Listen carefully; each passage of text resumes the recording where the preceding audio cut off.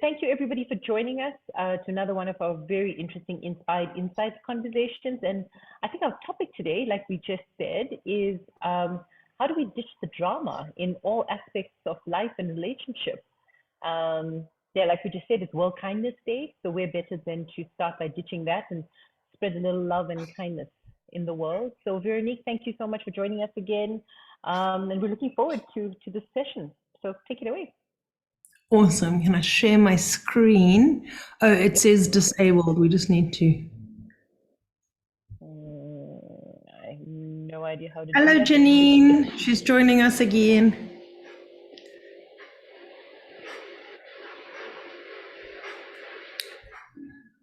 All right. Can you try now? Okay, there we go. That looks like it's working. I don't know. Can everybody see my screen? Yep. All right. So, as Raksha said, today we're going to talk about how to ditch the drama in your relationships, or what that means. So let's kick off with just a thought to get us started. I think we're all familiar with the word drama. I think we've all used it. I think some of us have called people a drama queen, or we've accused people of being dramatic. So I'd like to hear from the people that are here with us today. How do they find themselves in drama, or when do they experience drama or conflict and wonder, how the hell did I get here? Or why is this happening again? Maybe you guys have some examples to share.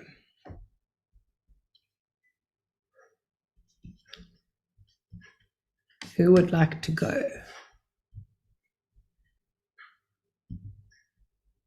Oops. See, everyone's hiding behind this scroll bar now, so I can't see the faces. Nobody has anything?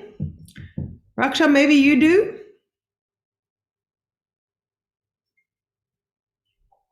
Oh, I think you're on mute. Sorry. I was just going to say, I try and avoid it as much as is humanly possible. I think the older I've gotten, the less drama I find myself in, the better. But I think sometimes it's unavoidable. I think it comes from usually, or the spaces I find myself in, is people that have been a bit unhappy about situations. People are unhappy about certain choices that they've made, or where life is at this point. And we end up in those sorts of spaces from either a friend drama perspective, a social drama perspective. From a professional perspective, I'm usually the one trying to dissipate the drama. So it's probably a different side of the table. But yeah, that's kind of where I sit. Well, I love that you've touched on both of those things, because in essence, we're either in the drama or we're out of it. But there is quite a big distinguishing factor between avoiding it and choosing to be out of it. And we'll uncover that as we progress. I would have loved to hear some more examples of people finding themselves in drama. I don't know if anybody else wants to share or maybe has some thoughts. Patu's raised her hand. Yes, so, do share. Hi, everyone. Unfortunately, I'm load shaded, so I cannot turn on my camera, but I hope you can hear me. We can. Go for it. Okay, yes. For me, most of the time, when I find myself in dramatic situations or in drama, it's when there seems to be a difference in understanding, and probably the other person trying to get the other person to understand or see things the way that they see them. And if none of them actually want to back down or actually understand the other person, it turns into being a drama, like being a dramatic instance, like mostly at work. If someone has a way of doing a certain thing and the other one believes that it should happen in this way, you'll find that that conflict ends up creating drama. Okay, so what I'm hearing you say is that it's about being seen and heard. And if we're not being seen and heard, maybe a conflict or a drama results because one or the other is trying to be right or trying to be seen and heard, and the other one is not understanding. Yes. Okay, awesome. Great example. I think we can all relate to that. Okay, so That brings us on to the topic, which is a tool that really helps us to understand drama in a more effective way. And it's called the Karpman Drama Triangle. And basically this triangle models the connection between our personal responsibility and the power that we have in conflicts. And then, of course, the destructive and shifting roles that people play within that. So let's have a look at what that means, because it doesn't matter to have the definition, but for purposes, for those who want to go and research it some more, it's called the Karpman Drama Triangle. That's a starting point. So we all want to be working and living with a sense of purpose and presence. And it's not just in the work environment, but that's even in relationships at home or with our friendships. There's this need to feel that our presence and our existence has a purpose, either in that person's life, in the way that we show up, in the way that we engage together. So if we talk about purpose and presence in relationships, whether personal or at work, what does that mean to you guys? What does it mean to have purpose and presence in relationships or in your workspace? What does that mean?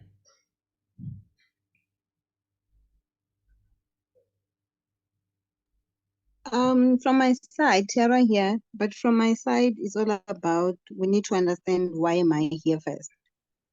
Why am I here? Okay. Yes, so why am I here? That for me, that is a base thing. I always tell myself, even if you get to encounter all this drama, at the end of the day, why are you here? You need to always reiterate on that to yourself, to say, I'm here for a reason, and I need to deliver on that.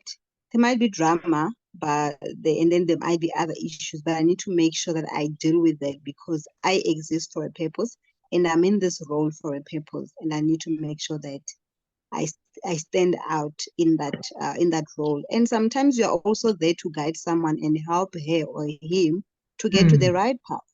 They might be doing drama just perhaps because they never got guidance, they don't understand the professional relationship that they need to have with, then you need to come in and assist them in that. So the base for me is, why am I here, which is the purpose. That also usually helps me to deal with the drama that I get, because I need to be able to solve it and move on. Okay, so your understanding of purpose is if your job or your task or your role is clearly outlined, that gives you a sense of purpose. But on the other hand, it also gives you the ability to then mentor or show up for other people that may need mentoring or advice. Yes, because some people are there at work for different reasons. And I think I always say people are going through a lot. As much as we're here to deliver, you're an HR manager, you're an engineer, you know your duty sometimes. But because of what you encounter in life, you kind of lose your purpose in that role. Then that is where you bring in drama. And then we see a different character playing into workplace. And we're like, what is happening here? Are we still at work or we are somewhere else? So you always have to show up and kind of play a mentorship role, even though it's indirect though, but you need to play that role and say, by the way, this is where we are, this is what we're here for. So it's important for you also to feel valued. You need to, otherwise you easily lose it at work. If you don't feel valued, you just lose it at work. And if you don't bring it back, sometimes we have to bring back so that we see value in ourselves. Because people will step on you, they'll walk all over you. And if they bully you and you don't see that, and then there's a lot of drama, and then you lose it, you might even lose yourself. That is why most of the people are so depressed at work, and we end up just leaving workplace because it's so dramatic. I can't cope here, I can't survive here. We need to try and bring ourselves back first before we can make any move. Thank you. Valuable insight and observation there. Is there anybody else that would like to maybe share or give a perspective on purpose and presence? Yeah, and 𝗬𝗂𝗂𝗂 has her hand up. Oh. Okay, hi everybody, and thanks for having us, Veronique and 𝗬𝗂𝗂𝗂𝗂𝗂𝗂𝗂𝗂. So for me, in terms of the drama, I find it comes from when there's misunderstanding. I want to be acknowledged and be understood, and the other person maybe have different perspective to what I have or different agenda. So if my purpose is to run the team and to make it effective, and then, and somebody else maybe perceives that as maybe I want to go over them, or I want to tell them what to do, and they respond to me in a negative way, or in a way that I also perceive as not constructive. So sometimes it comes from our own perceptions of the same, different perceptions of same situation. Okay, so the clash of different perspectives and not knowing how to navigate that. For example, if it's interpreted as rejection, it might make a person feel less valued and close off, and then there's a breakdown in the relationship. Yes, because sometimes you are talking about exactly the same thing, but the other person is hearing it differently, maybe because of how you sound, or how she feels at the moment, or he feels at the moment, or also maybe with your own frustrations, you might not be aware of your tone or how you come across, because of, you are so focused into this point, and then you forget somebody else is on the receiving end. Because so you've got case, so you've got two people trying to connect, but because they're unaware of how they're showing up or speaking, or their own agendas, or whatever is going on, they actually end up missing each other instead of connecting. Yes, and then if somebody neutral comes and say, why are you arguing? Why are you so much drama between you and Veronica? And then the person is neutral, and then they point out, okay, let's start from the beginning. And then this is why in most cases people walk out of situation hugging it off, because you realize that maybe I did not see your point, or maybe I came today, I woke up on the wrong side of bed, or maybe it's a trigger from somebody said to me like this in the past. But this is where I find in my case most of my dramas come from. Well, thank you for having the vulnerability to share. I think we can all relate to that as well on some degree. It's interesting when we all start to share. So often when these dramas and these conflicts show up, we feel so alone in that pain.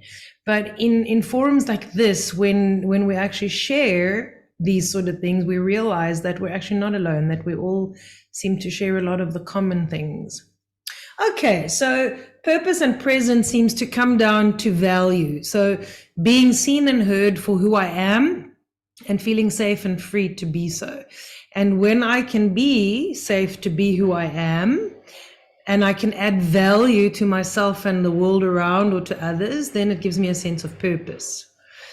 So with that in mind, most of us, including organizations, political movements, intimate partners, friends, any kind of other relationships, spend most of our time in the drama triangle, but we don't even know it. So even when we don't actually think, oh my God, I'm in the drama triangle, or there's drama in my life right now, we are very often in the drama triangle and we don't even know it yet. And very often it is unconsciously linked to being in survival mode in varying degrees. So if we are, for example, worrying about money or getting through the month, and our mind is in a space of fear as to how we're going to make ends meet, the way we show up in the world and the way we engage with other people is going to be different, because there's this worry and this baggage that's hanging over us. If we're angry with someone and then we go into another space and speak to somebody else, already we're in like fight mode, we're angry, we're in defense mode. The way we then engage with other people also has an impact. And if you consider what our country has been through, and how many people have grown up with single parents or no parents, how many women out there have been abused or raped from a very young age. These are all traumas that we carry. And some of us are so used to being in a state of trauma and survival mode that it almost feels normal. And then we wonder why so often there is these dramas that pop up. And drama doesn't always mean that we're fighting. Sometimes it means keeping quiet, staying small, being in a corner, because that also creates drama, because nobody's getting a chance to see you, see your worth, connect with you, and actually hear what you've got to say.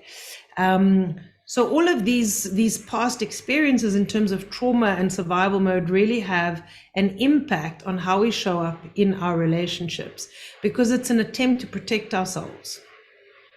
But when we are trying to protect ourselves, we can't show up in our absolute full potential and glory.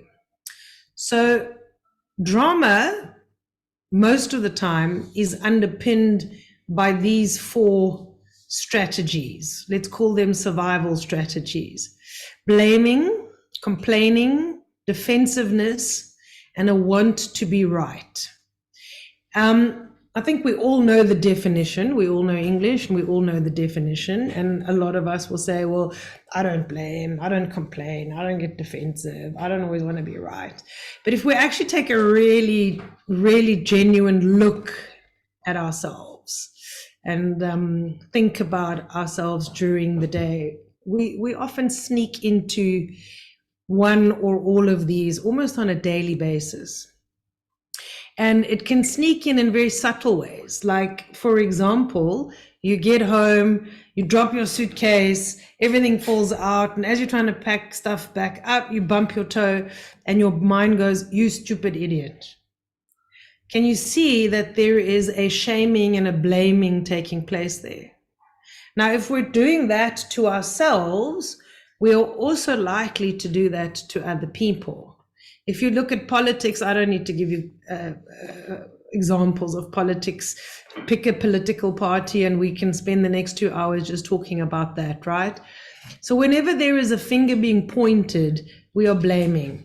But so often we blame ourselves. We blame ourselves for being stupid, for staying in a relationship, for being in a job where we're not appreciated. We blame the job for being unappreciative. So there's where blame shows up. Complaining, I think we all know what complaining is. And there's a difference between voicing observations, which is making a statement of observation of what you see or hear, and complaining about something. When you complain about something, you could say that you're observing, but there's this pull to go into a victim space. You know, almost this like, I'm out of control, there's nothing I can do about it, or a projection of the problem onto someone else so that I don't have to take control of it. So many of us, if we talk politically, will complain about our government. But if you ask 9 out of 10 people, what are you doing to make life or our country or our world a better place? How are you getting involved? And most of us, if we're honest, aren't doing anything. So we're leaving it all up to the government, for example. Okay, I don't want to get political, but I'm just trying to explain that we can all complain, but when do we actually take responsibility for that thing ourselves? Defensiveness is a very common strategy in communication when we've grown up in an environment that was often well-meaning, but had a lot of criticism. So parents who wanted the best for you, but were very hard in terms of if you didn't deliver, if you were naughty, if you didn't listen to them, if you didn't get the good school marks, if you didn't sit quietly at church, or if you didn't behave like a good little girl. There are various different ways of showing up when our parents wanted us to be a particular way, or our teachers for that matter. And then there was the hard wrath of that hand that came down upon us if we didn't perform the way that they wanted us to. So in order to try and prevent that kind of shame or pain or humiliation from happening, we learned very quickly to keep quiet or to defend ourselves, or even to blame or complain about someone else, to sort of deviate off onto another place so that we don't have to feel the pain. So defensiveness, very, yes? Sorry, before you continue, Nthabiseng had a comment here about how do we distinguish between complaining and being defensive? Okay, so complaining is, if I can swear, we're just sort of bitching and moaning about something and there is no end and it carries on and on and on and on.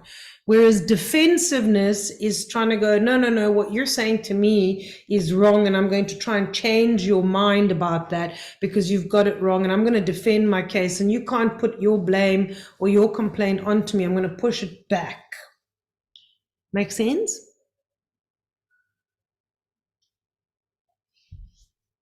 𝗖𝗵𝗂𝗂𝗂𝗏? Yeah. So, for example, defensiveness is something that very often happens in relationships when, let's say, for example, a wife has been complaining about the husband not putting the laundry in the bin. And every time she's got to pick up his laundry and put it in the bin. So she's complaining, why do I always have to pick up your laundry? And then the husband's reaction to that is, oh, it's not like I wanted to do that. I didn't even notice that I did it. I've been working so hard, like, you know, and they sort of deviate away from taking a responsibility. That could be a form of defensiveness. And of course, wanting to be right is very closely linked to that defensiveness very often, because again, very often it's a trauma response in that if I am wrong, then I am not perfect. If I am wrong, there's going to be punishment or shame. So I need to do things perfectly. And then there's this attachment to being right. But the problem with that is it closes you off from any kind of connection with other people.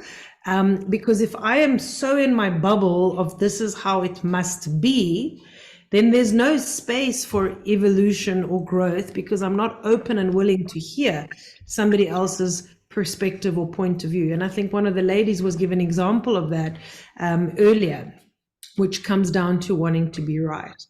So learning that we can have open conversation and we can have hard conversations where there can be many perspectives to one point of view, and everyone can be right, and everyone's point of view can be valid and can matter.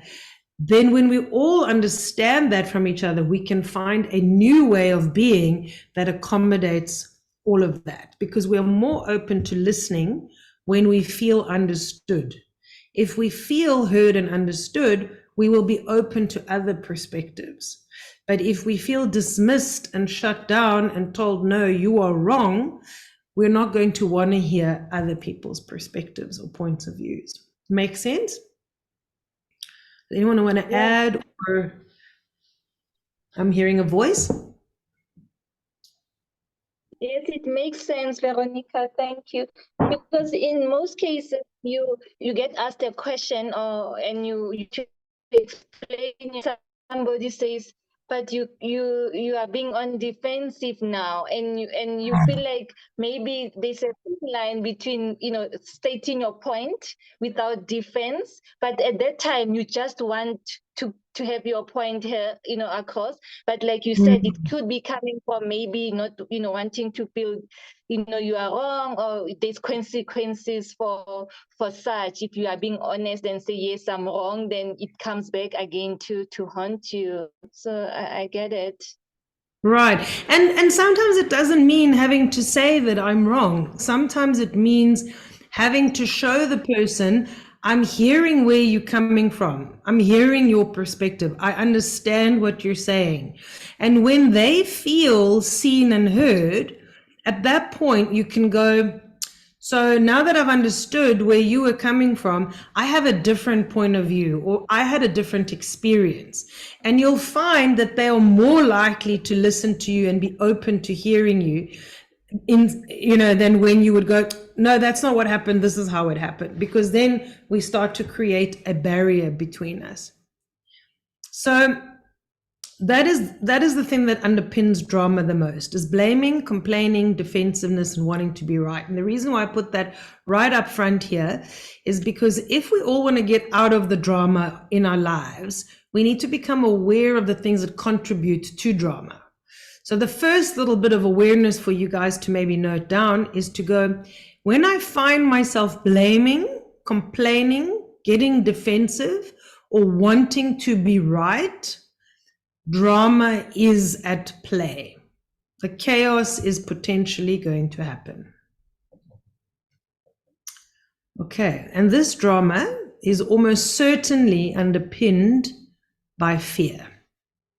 So you'll notice when you actually investigate what we've been talking about right now, underneath it all is normally fear. Fear of being wrong. I think someone's trying to get into the waiting room, Raksha.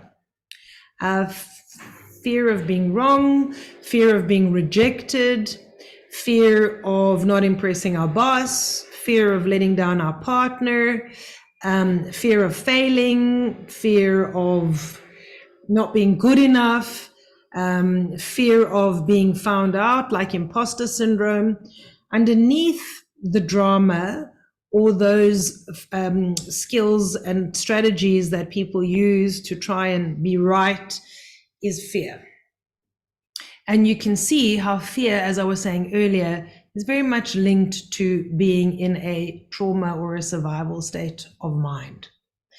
So when we are not feeling safe to be ourselves, safe in the environment that we're in, safe to feel our feelings, safe to voice our feelings, safe to speak our boundaries, safe to speak up and say what we want, that's when we are going to start finding ourselves in drama. So then what is this drama triangle all about? Now, if we put it all together. Well, just like any Netflix or TV production, the drama triangle really stars three main characters. And those three main characters are the hero, the villain, and the victim. So I would like to know from the 15 people that are here today, which one of these characters right now do you find that you identify with the most often? You're welcome to speak it or pop it in the chat box.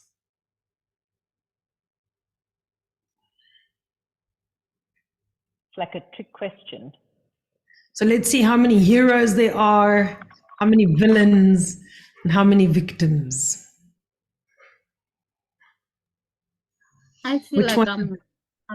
I'm all the above. Like I feel I can't even distinguish, because there are some instances where I have been the hero the most, and sometimes I've been the villain, sometimes I've been the victim. Like, it's really hard for me.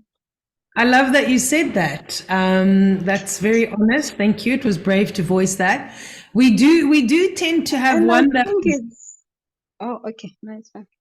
No, carry on. Oh, sorry. I wanted to just say, I think it's a bit difficult to say. We find ourselves, this is a very, not a thin line though, but today you are a victim, yes. Then you are a hero to someone, or when something happens. So to be honest with you, which one are you? I can be anything. So we can be all three of them. Yeah, we can. Yeah, we have all three of them in us.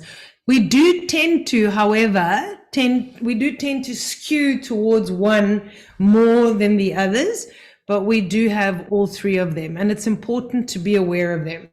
So Raksha, you caught me out. It was a sneaky trick question. I wanted to see what the ladies would say. But the hero wants to rescue. The hero wants to help. She's always very well-meaning. She's that lady that swoops in and saves the day. She wants to fix things. She wants to make things right. She's on the ball. She wants to make things happen. When people come to her or she sees them struggling with something, very rarely will she even let them struggle or show them the way. She'll just swoop in and kind of either take over or tell them how to do it. She'll take charge. She'll solve the issue for them, because her objective or his objective is really to make sure that the immediate threat or the concern or the issue or the pain or whatever it is that's popping up will go away really quickly. But the problem with this is that it's superficial. The core issue of why the problem was happening isn't really addressed. And that's why they're known as the fixers, because it never goes deep. It's always on the surface. It's always like, fix it, quality control on top of it, fast action. And they often take on a lot more than their own responsibility. Very often they create temporary relief for themselves. So for example, by emotional eating or drinking a glass of wine to take the edge off, or binge shopping or something. And then for others, they just sort of swoop in and go, let me do that. Don't worry, I'll fix it. I'll do it. They're very good at saying things like, if you want it done properly, then just do it yourself, because otherwise I have to explain it to someone. They're going to end up doing it wrong anyway. And then I've wasted so much time, so I may as well do it myself. The key is, though, that they're driven by this desire that they don't ever want anything to go wrong. They don't want anyone or themselves or the people that they care about to fail. They don't want anyone to feel sad or bad or hurt. So they take the whole world's problems, the whole company's problems, the whole department's problems, and their own, and the husband, and the kids, and the neighbors, and the whole neighborhood, and they want to fix it all. So what's sort of driving that underneath it is that they sort of unconsciously seek to feel validated, to feel that they're actually valued and worth something, because they didn't grow up very often in an environment that had parents that would be able to say, I'm proud of you, you're doing a great job, you're just wonderful the way that you are. But there's a couple of concerns that come with somebody like this, and I think a lot of us on the call today can relate to the hero. Yes? Thumbs up to those who can relate to being a hero or a rescuer or a fixer.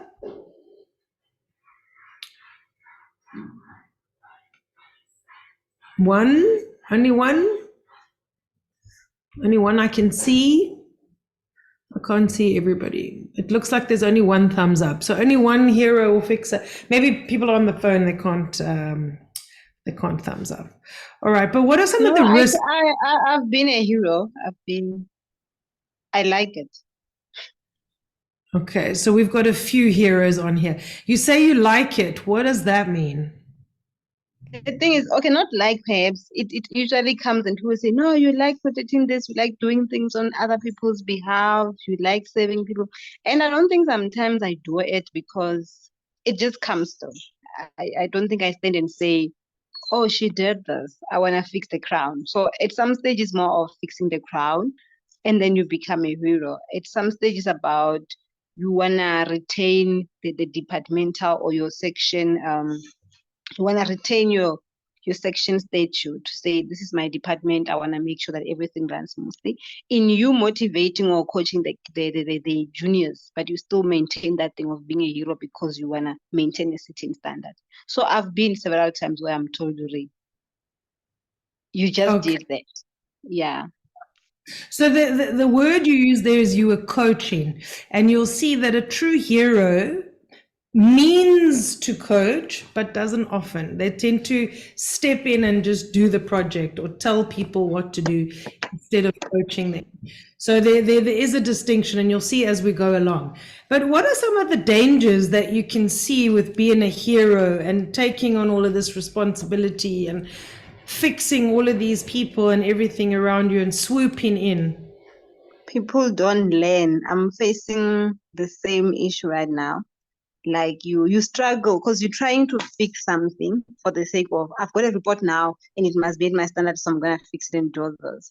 But at the end of the day, because you always give me a certain level of things or certain standard, for you it will be okay because you won't even know, because sometimes I won't even talk to you back to say this was supposed to be this and that. And then it becomes an issue. The bad thing about that, some people don't learn, or they learn very late. So which affects at the end of the day growth of the team that you work with. Okay. 𝗬𝗏𝗿. Hi, I'm back on again. I think first of all, people tend to rely on you more, and you are not able to delegate efficiently. And then when you are not there, things hard, and you are always, reacting to situations. Whereas if you train, people become more independent, then the work can run on its own. And also your mental health, it's not okay because you are exhausted, like the glass of wine thing. It's a glass that before you know it, it's a bottle, and then who knows tequila, because you are so tired and drained. And Exactly. I agree that especially when you are in a new situation or new employment, you want to prove yourself that you are right for the job, and then you take on so much because it's important to get validated and for the employer to feel like they make the right decision by hiring you. But at the same time, it always backfires. Right. So what I'm hearing from the two ladies that have spoken is you're picking up on the fact that you're taking on too much, you're taking on more than your own responsibility. It makes you emotionally tired and exhausted, There seems to be a gray area around boundaries because, you know, if they keep doing it wrong or they're not doing the work properly and you have to fix it to make it of the level that it's supposed to be, redoing that work and stuff is not fair. It creates complacency in the people below because why should they bother to do more work if you're going to redo it anyway, right? So there's a lot of things that start to happen which are unfavorable, which kind of snowball into you becoming quite tired as the hero. So the hero starts to look like a very tired hero. There's somebody in the waiting room, Rakshab. I can't click anything when I'm in presentation mode. Okay, wait, I can go out and admit the person. Alrighty. I'm on it. Okay. If we look at the villain, I don't know who saw Maleficent. Oh, I always get tongue-tied with that word. But the villain's job is to blame. So there's that strategy we've already discussed. They tend to blame others or themselves. I was so stupid, or that person was so stupid, or I don't have enough time to get everything done that I need to do, or why don't you ever have enough time to get everything done? You're so bad with time management.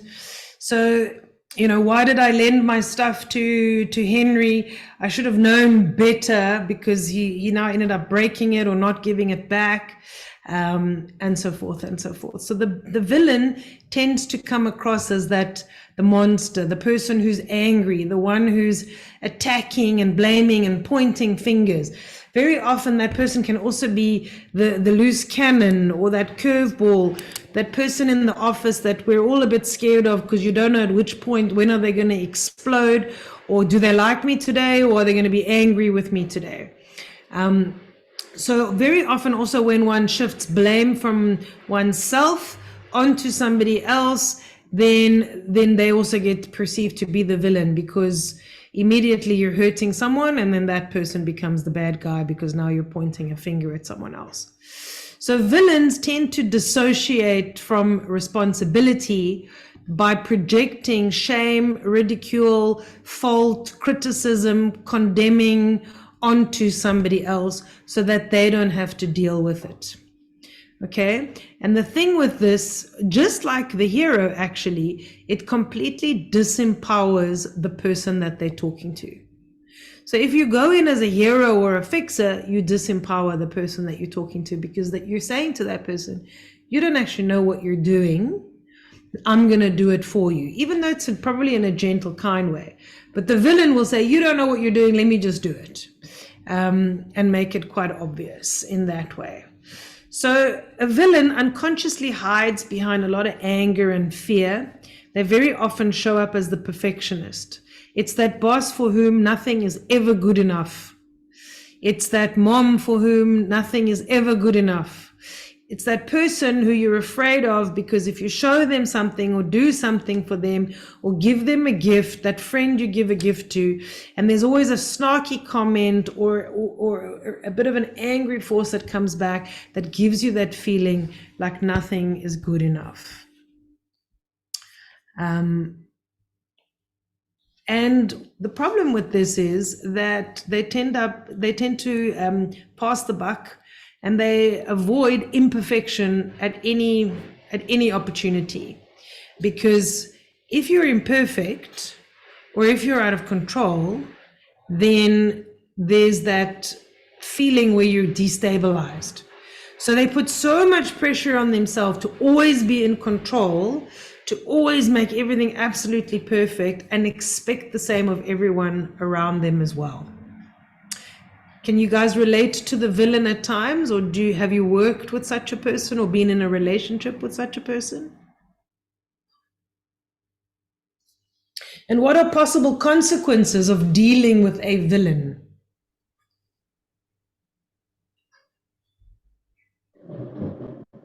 Tabi Singh. So I know just the one. And this is where I was coming from with, drawing the line between me trying to explain myself to other people that she's trying to portray the image that she's the expert, she knows everything, no one can do this better than her, she's been doing it for years. And the scrutiny, unwarranted and unjustified scrutiny of every small details, to the point that whenever you send an email, you start to get nervous that she's gonna call you and say, did you see where you put the comma? But you know, it's very toxic, and it can definitely disempower you, because you tend to be scared to speak up. And if it's somebody that has been in the organization for a long time, and there's a history of that person treating people exactly that way, and you are new and you try to speak up for yourself, you somewhat end up in trouble, because this person has been there long, and you know, and some people have been complacent to that, and who are you to come and complain? So it's an incredibly difficult position to be quiet when somebody is treating you badly, and to also try to perform and learn a new job, you know, by constantly being told you shouldn't have done this, why did you do this? Yeah, it's good, but you know, it can be better. So what I'm hearing is that it becomes very uncomfortable to go to work. Maybe there's a part of you that doesn't even want to go to work. You become scared of doing anything, asking any questions, whether it's work related or otherwise. You feel disempowered. You probably start questioning, what am I even doing here? Because no matter what I do, it's wrong. You start to question yourself. So can you see how if we show up as a villain, and all of us at some point in our lives do, or if we get exposed to somebody who's behaving like a villain, it breaks down the relationship. It creates disconnection. It doesn't stimulate growth, togetherness, and building. Veronique, Are there some comments questions in the chat? Yes. So Kamel says she's definitely worked with some. Patrick says sometimes the villain is a retired hero. And Megan says, Lovely observation. I am the villain, but not directed at other people, but more to myself, blaming myself, criticizing myself, fearful, and focused on perfectionism. Wow, that's a very brave acknowledgement of yourself and your willingness to share. I commend that, because we are actually all guilty of that. We're just not aware of it. So well done. Was there anything else? Okay, thank you. All right, and then there's the victim. And we've all been here. Victim is something we're very familiar with. Victim is when you feel that life is happening to you. Why have I got this terrible boss? Why have I got this horrible boyfriend who beats me up?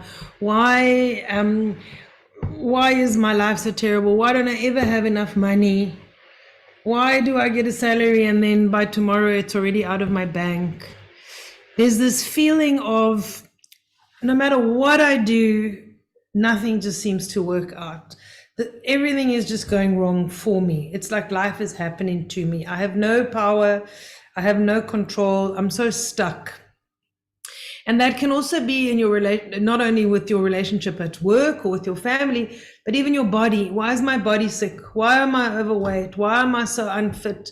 Why do I eat such crap food? You know, why am I always sad and depressed? Why can't I just be happy?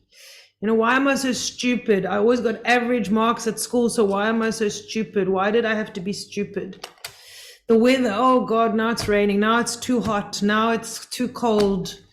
My kids are so active. I just never get a minute to myself. Anything really, anything that we find ourselves complaining about, where you get into that mental space where you just can't do anything about it, where you feel stuck, helpless, and hopeless. Even stories like, I can't leave this relationship because I can't survive on my own. I can't leave this job because I need the money. The truth is, no matter where we are in life, we always have a choice. But when we make the choice to stay in the thing that we know is making us unhappy, we are choosing to be a victim.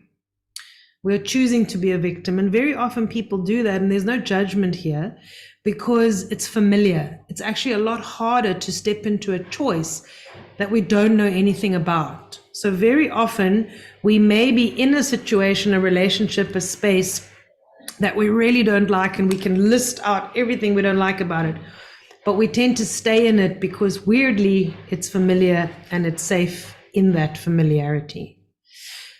So ironically, victims very often seek to be rescued by a hero or a savior or a fixer.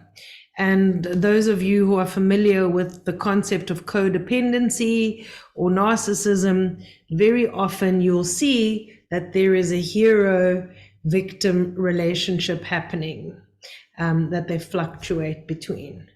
So hands up, can we all relate to being a victim at some point in our lives?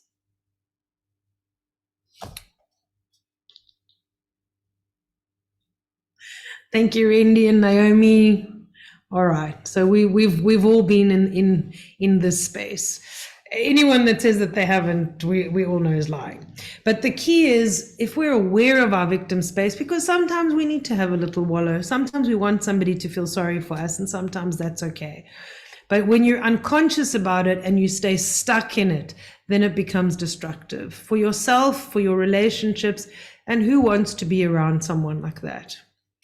Okay, so now that we know the role, the three roles that show up in the drama triangle, let's see how it all fits together. So first we've got the victim, right? The victim comes from that poor me mentality. The victim wants to be saved. They feel victimized. They feel oppressed. They feel powerless. They feel helpless. They feel hopeless. They feel dejected or rejected. They feel ashamed, and they deny any responsibility for their circumstances and their choice to change them. They feel like they're just the poor victim of the world. They can't do anything. Something must come and fix and save them.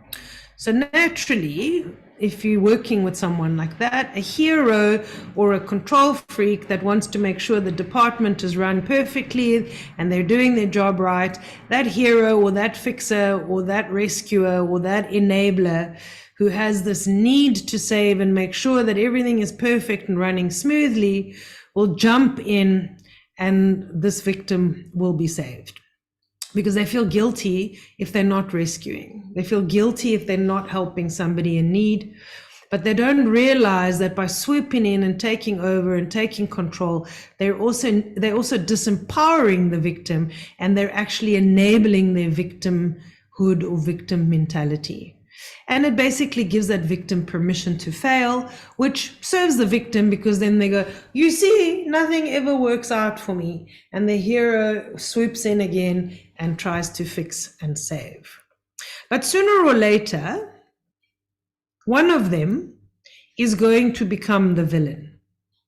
Either the hero is going to become the villain, or another word would be a persecutor or an aggressor, because the hero will get sick and tired of saving and fixing and doing the victim's work. And they'll be like, no more. I can't deal with this anymore. You got to pull your stuff together. You need to do your job. I'm not doing your job anymore, or whatever the case may be. And the hero now suddenly becomes the villain. The villain then becomes blamed, or the villain then blames the victim for being this poor me victim. Or the victim becomes the villain, because the victim will tell the hero, but you've always been helping me. You're the one that's always been stepping in. It's not my fault that I don't know how to do this, because you've always been doing it for me, and now I don't know how to do it. So even though they still sound victim-y, they've become the villain because they're now trying to make the hero feel bad. And so if at any point in time we show up in our lives, whether at work or in personal relationships, either as a hero or a victim or a villain, these three will eventually show up, and one of the other will become the other, and that then creates the drama triangle. But because it's called the drama triangle, you'll notice it points downwards. It only results in chaos. It spirals downwards. There is no positive outcome here. There is no winners here. It just becomes a big cycle of chaos and drama. Does anyone want to ask any questions, or does this make sense? Can you relate? Can you think of any examples that you'd like to share?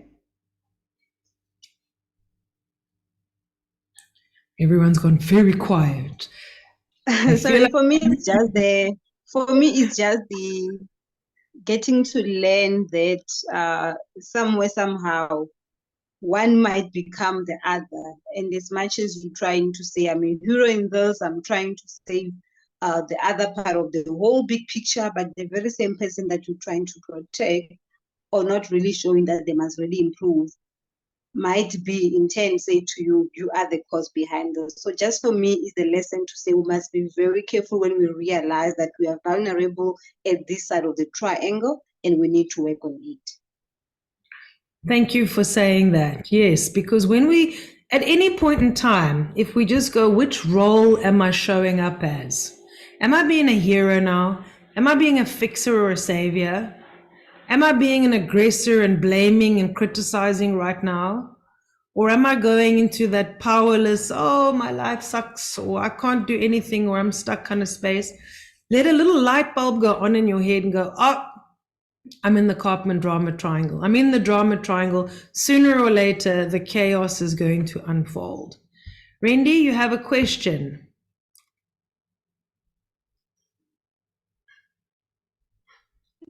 Oh, sorry, I was on mute. No, it wasn't a question. It was just more of a comment or to add on in terms of my experience with the triangle. Please. So it's just with each of, because well, on a personal level and also on a professional level, I think I've encountered all three. And what I've noticed is also just being around any of the three can be draining for you as the recipient. Because, for example, the hero always wants something to fix. It's like they always want a project to deal with. So you could be doing something and they are always hovering over you. So because they want some mistakes that they will fix. And then the victim is draining because you can never celebrate anything. You can never achieve anything. If you have a project or whatever, they'll always find what could go wrong, which after a while, it's draining for you to actually be enthusiastic at work. And then the villain is the one who will come and they'll actually just disrupt everything. So that's also draining. So I've realized also with ourselves, if we tend to lean more towards one, to a point we become draining to those around us as well. And I'm going to show you how you can actually turn this triangle upside down. The difference between the two is awareness. The people who have drama in their life or in their relationships or at work are actually not aware that they are playing one of these three roles. When you are aware that you are playing one of these three roles, there cannot be chaos in your life, because with choice, you can take yourself out of the drama triangle. So we'll have a look at that in a minute. But thank you for sharing and giving us an example on how that was real for you. So when leaders and teams and couples and friends and colleagues and companies are stuck in the drama triangle, you can see that they are powerless. People are going to fight. There's going to be conflict, arguing. There's going to be resentfulness. People are going to become more and more non-productive, demotivated, disempowered, and they are going to sink. They're going to pull each other down. Just like, I forgot the lady's name that just spoke last, but just like she was saying, that it's draining. And that's the thing. When you play any one of these three roles, it drains you. It sucks the life out of you. And by the time you get home, or by the time you've left those friends you visited, you feel like you've been sucked dry in terms of energy. So clearly that's not very conducive to any kind of healthy, flourishing, or mutually respectful, growing relationship. Okay, so then what is? As I said, if you use your conscious awareness of those roles, then you can choose to turn it on its head and step into the responsibility or the empowerment triangle. And what does that look like? Here we have the coach, the change agent, and the creator. And I just want to say, this isn't the coach in terms of like coaching, like the qualifications with the 3-4 year degrees or whatnot. Everyone has the ability to show up as a coach-like figure or a mentor type figure, or even like a parenting kind of figure. They're all in that same pot with awareness and certain skills. So now you can see that if we were gravitating to one of the other three in the Karpman drama triangle, we probably tend to gravitate more to one of these. So somebody who wants to be the fixer and the hero can evolve their way of communicating and connecting with people as a coach or a mentor. Somebody who's a fighter is generally by nature quite courageous and brave. They're outspoken and they're forthright. And we need people like that in our world because they change things. And a victim, instead of sitting there feeling sorry for themselves, they're very good at picking up, as the lady that spoke last said, they're very good at finding everything that can go wrong and all the mistakes and everything that sucks in the world. But instead of it pulling you down, if you observe those things, they become opportunities for creation.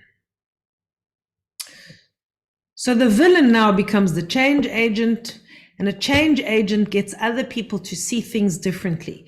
So those ladies who were saying that there was conflicting perspectives, they're in this space. They're wanting to change things. There's different ideas being thrown around, but people aren't connecting. So through techniques like perspectives, communication techniques, listening, active listening techniques, these kind of people become immense change agents because they challenge conventions. They challenge the norms. They are the people that can connect dots way ahead into the future. They push boundaries. They're the dreamers, those people that can think up things into reality. They push things forward. They show us perspectives on situations at work and relationships and so forth that we've never even looked at before. They bring possibility to us. In fact, they even help us dream. So these are the people, or this is the role that you want to bring in when you want to evoke or stimulate change, learning, growth, and action. Or when you want to stir things up. And it doesn't mean on a big scale. It could be even in a home environment where something needs to change, where the type of food that you want to eat, or the way that chores are run in the house, where you're like, hubby, darling, we're both working now. I cannot be held responsible for doing 100% of the chores as well. We got to split this 50-50 because this no longer works for me. My boundaries have now changed. Let's talk about this and work this out. That is also an example of being a change agent. Any kind of hard conversation where you challenge things. But can you see that the difference is you're speaking from a place of, I know who I am, I know my boundaries, I know what I need, I know what I'm after, and I'm speaking from a place of confidence and conviction, not from a place of fear, because that would come across as a villain who's trying to control things, who's trying to control the person or the situation, and you're going to face resistance. Anyone want to add anything to this slide? No? Okay. The victim, on the other hand, becomes the creator. A creator is someone who takes responsibility for their life. They stop complaining about what's happening to them, and they're able to see that life is just happening. People are just being who they are. Things are just happening as they are.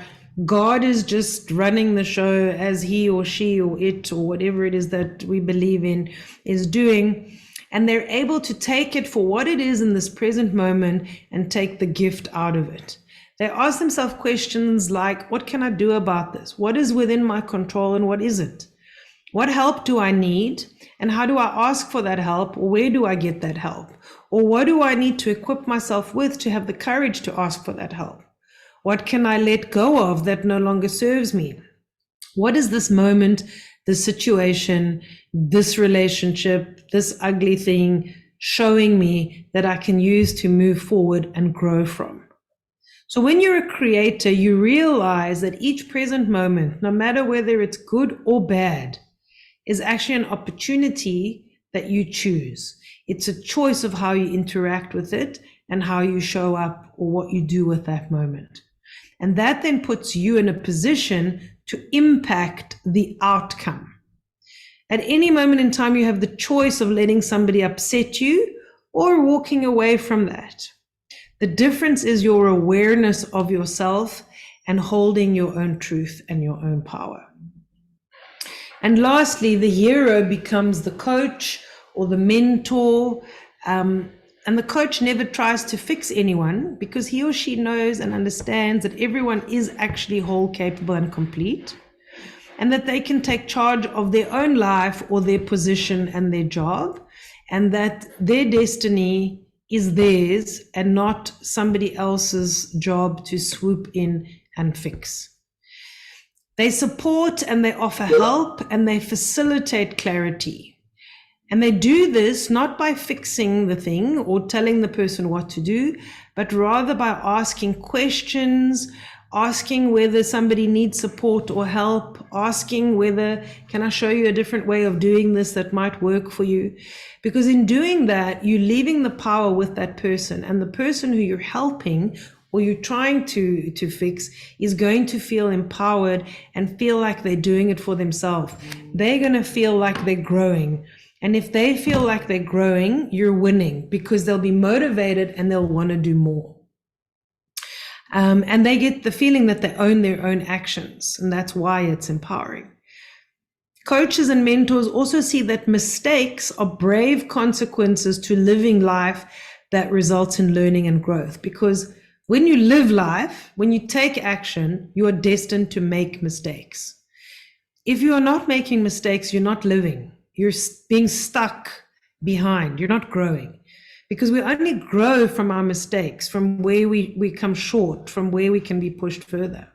So if we don't give other people an opportunity to do that, again, we disempower them. So it's important that we manage to do that for ourselves and for others. Mistakes are okay. It's how we guide people through their mistakes and hold their hand and show them the learnings if they want our advice or direction. And of course, they're very attuned with their emotions. One of the ladies earlier in the conversation mentioned you could be in a bad mood that you're bringing into the conversation, and that is creating conflict, or it's making the person a little bit more impatient than usual. And that's so true. So when you are attuned with your own feelings and emotions, then you know how to self-regulate. You also know how to mirror that in other people. You'll be able to say, I can hear that you're saying that you're okay, but I feel like you're not okay. You don't have to talk about it, but if you want to, I am here. Instead of trying to jump in and fix and say, I can see something's wrong, and push. Again, you leave the power and the choice with the individual. But it takes a lot of self-understanding to do that, because can you see how this now starts to touch on the ground of rejection, where if I want to help and then the person doesn't want my help, oh, they're rejecting me, they never want my help. Now we're back in the drama triangle, we've become the villain. Can you see the fine line? So awareness is so super important. And only when we can acknowledge and validate ourselves and our own humanity and our own uniqueness, because there is nobody in the whole world like us. There is only one of you, every single one of you. Only then can we also start to recognize other people's 100% unique individuality. And in that space, both people in the relationship are safe to be themselves, because if I can be me, then I can allow somebody else to be them as well. And then we create more safety. And when we look at that as a triangle, we see that the creator becomes the active agent, the participant, the one who seeks guidance. The coach becomes the facilitator or the helper or the advisor or the mentor, but doesn't come in and fix things and swoon in. They only step in when asked. And the challenger or the peaceful warrior sometimes does challenge, sometimes does come with a strong force, or the change agent, but they're always respectful and assertive and coming from a place of confidence, and I know where the boundaries are. It's not coming from a place of intimidation, anger, or control that shuts all the participants down. And in a space like that, we create safety, because if we look at the relationship between the creator and the change agent or the challenger, the creator or the active agent is empowered because all the boundaries are respected and both of the parties in that side of the triangle are holding their own truth and their own individuality. And if we look at the relationship between the coach and the challenger, the coach or the facilitator empowers and again also has their boundaries respected. And in doing so, the three of them are also in a triangle, but they're in an upward movement of growth. They're spiraling upward instead of down, because each one, whichever the relationship is feeling respected, is feeling heard, is feeling mattered, feeling like they matter, is feeling empowered, is feeling motivated, and that their value and their existence in that relationship is important. So when leaders and teams or couples or friends or colleagues or companies learn to work within the dynamic of the responsibility or the empowerment triangle, then we create a triangle that is built on creativity, engagement, purpose, empowerment, peace, respect, productivity, and we all grow together because there's a place for everyone. And I'd like to sum up this triangle with a little video.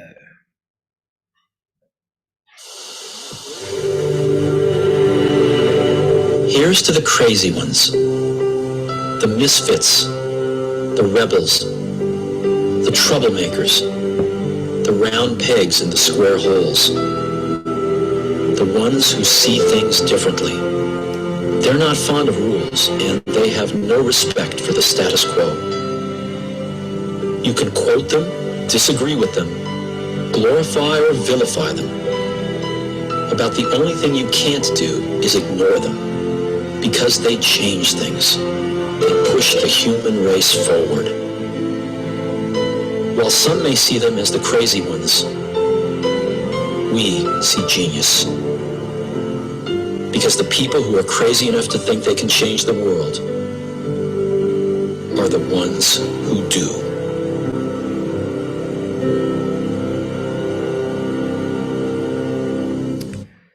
So that's an Apple ad, but it really sums up the responsibility triangle, because if you can tap into those three roles, where instead of being a victim, you make your choices aligned with your boundaries, and you know how to bring other people on board by coaching, mentoring, and guiding. And you're also able to challenge and make people see things differently, underpinned by respect, by kindness, by compassion, then you can become one of the people that you saw in the videos. And of course, our patterns can be so ingrained that they keep us stuck in some of the dysfunctional patterns of the drama triangle or those unwanted roles. But it starts with awareness, because if you can unlock your true potential, then your healing, your peace, your flow, those patterns start to change, and evolving becomes a lot easier. It starts with awareness and having the courage to face those dragons head on and possibly even ask for help. So that's it. Any questions? Thank you so much, Veronique. That was so insightful.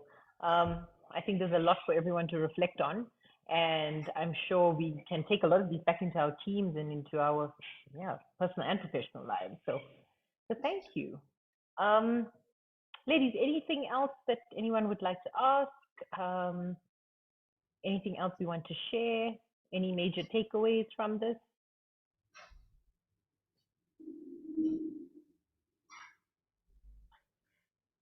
Kamel's just said thank you. It was a great session. She's learned a lot.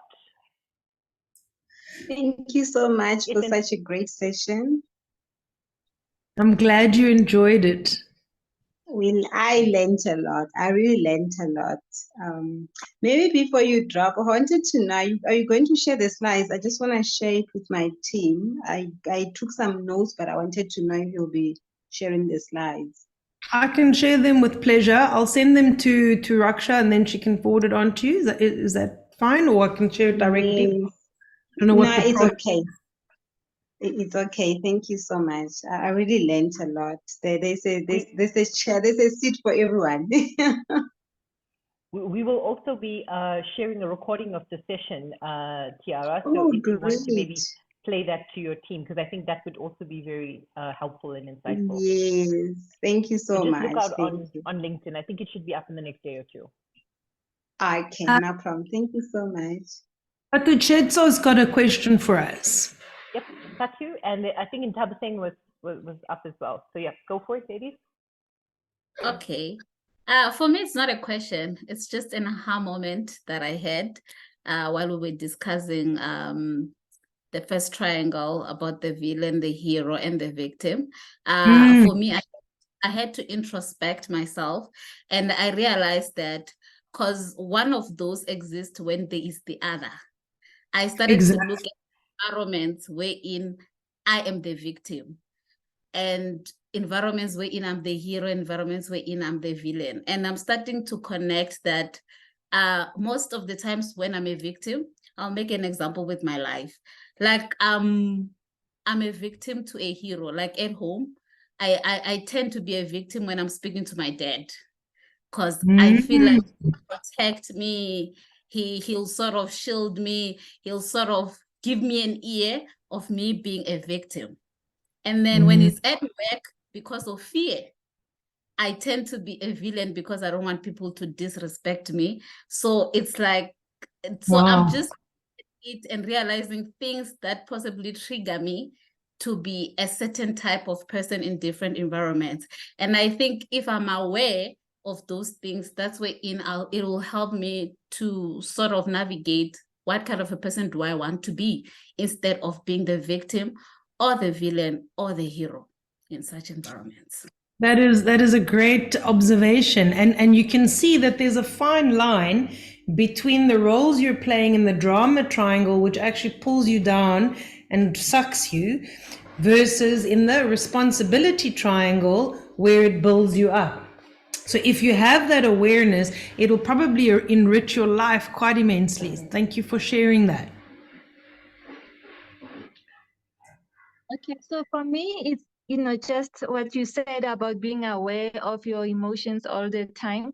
That's my biggest struggle, and just to be able to not be reactive and calm down when I feel like I'm the victim, and also just to be aware, to be able to stay calm and listen and navigate that way out of being the victim and more to an empowered and constructive decision making. So like you said, it's constant awareness and regulation of your thoughts and on how you respond to that. But you don't have to be caught in the victim mentality. You can channel that and come out more victorious, really. So if I may offer you a perspective on that,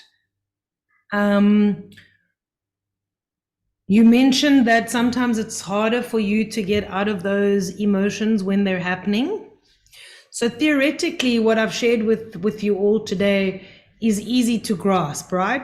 In reality, it's a lot harder to practice. I mean, it's very straightforward on the slides, but when we're in it and somebody's prodding us or poking us, it's easy to go back into the patterns, become the victim or the villain or the hero, and then afterwards, oh, I just did it again.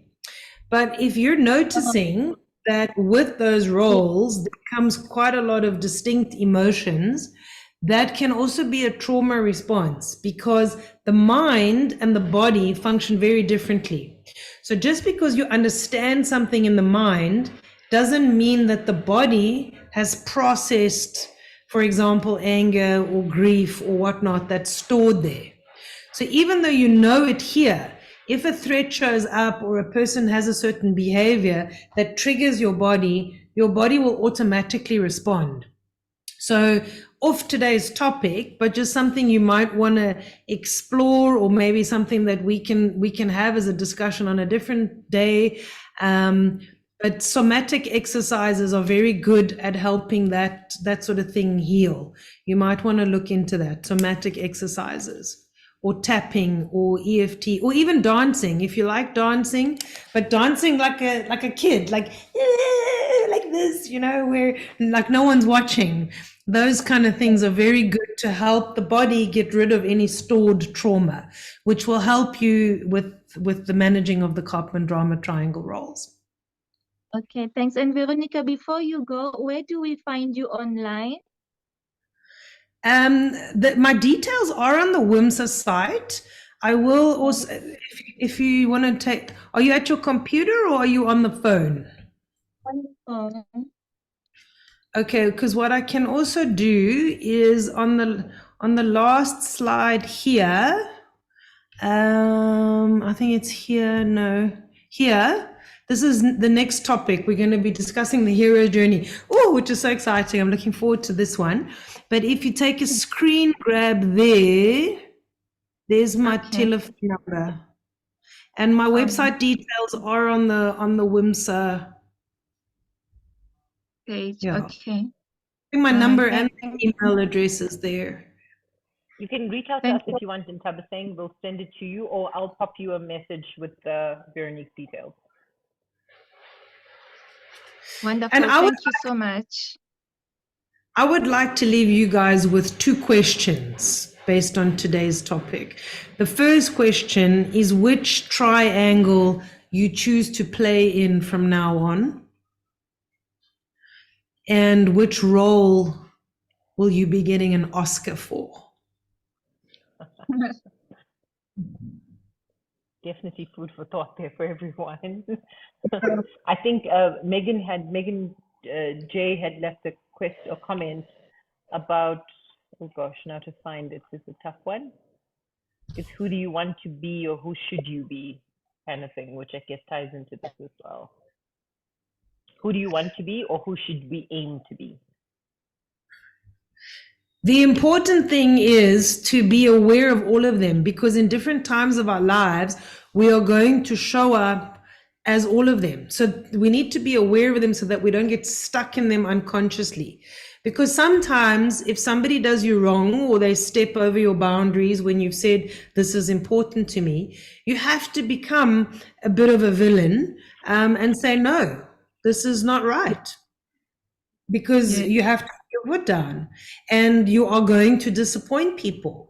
When you act in your truth, you are going to disappoint people. So they might see you as a villain, but the difference is when you're doing it awarely, you will do it from a place of calm, confident collectiveness. When you're doing it unawarely, you'll do it from a reactive space. In the same way, if we lose somebody that we love, and we watch somebody die that we love in front of us, we are going to grieve. We are going to sit in a pile of tears on the floor and feel sorry for ourselves because we're hurting. We're going to want somebody to come and put their arms around us. And if there's people in the room that don't know how to do that, we might need to ask, please, I need you to hold me right now because I'm hurting. And you're allowed to embrace that victim space. But again, the difference is, am I stuck in it, or am I aware that right now I'm hurting, I'm sad, and I'm grieving, and I'm needing emotional support? You know, and that takes you into the coach space where you're either going to want to reach out and help someone, or you're going to ask for help. So at any point in our lives, we are going to fluctuate between these 3 roles. But when we are operating from a conscious space and a choice space, then we're in the empowerment triangle. We're keeping our calm, we're integrated, and it spirals ourselves and our relationships in an upward growth movement. When we're unconscious and unaware of it, we're going to be reactive. It's going to be driven by fear. It's going to create separation and conflict and drama. So whenever there's drama, I'm now not in the responsibility triangle, I'm now in that drama triangle, and it's going to drag me down. There's no growth, there's segregation, there's finger pointing, there's blame, there's discrimination. The same thing can be the same environment, but how we show up in the roles that we're acting or showing up as is going to create a very different outcome. I hope that answers your question. Is it Megan? Megan, yeah. Very good question. Does anyone else have anything they'd like to ask? If not, I think we can probably wrap up. Veronique, thank you again so much. Again, super insightful. I think we all have got so much to think about and so much that we've learned. And we look forward to the next session, which I think we're going to pick up in January, on slaying our dragons and demons. Was it January or February? I thought it was February. Sorry, February. Sorry. My bad. Yes. Yeah, have a look. I think most people are settling in January, but we can do January if you would like. No, my mistake. Sorry, February. It's been wonderful meeting you all. Thank you all for sharing, and I look forward to next time. Thank you so much. Thanks, everyone. Have a good evening. Thank you and bye. Thank you. Thank you so much. Good evening to all. Bye.